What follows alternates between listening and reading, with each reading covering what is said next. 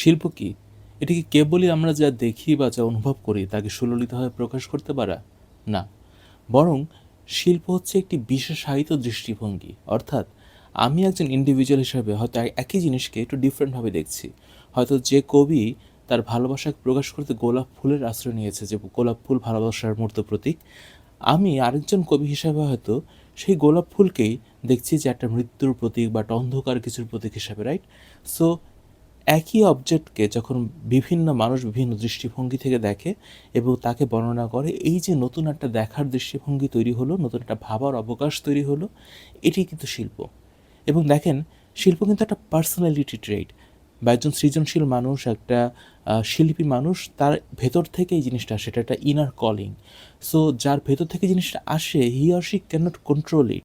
তাকে যদি আমরা বারবার পুশ করি যে অন্য কিছু একটা করতে, তাকে তার যেই জায়গাটিতে নিয়ে কাজ করতে ভালো লাগে, গিটার বাজাতে ভালো লাগে, লিখতে ভালো লাগে, আঁকতে ভালো লাগে, সেখান থেকে তাকে বারবার সরিয়ে দেই এবং অন্য একটা ভিন্ন খাতে প্রবাহিত করার চেষ্টা করি, অন্য একটা ভিন্ন কিছু পথে দেখানো পথে হাঁটাবার চেষ্টা করি, তাকে কিন্তু আমরা ভেতর থেকে মেরে ফেলছি।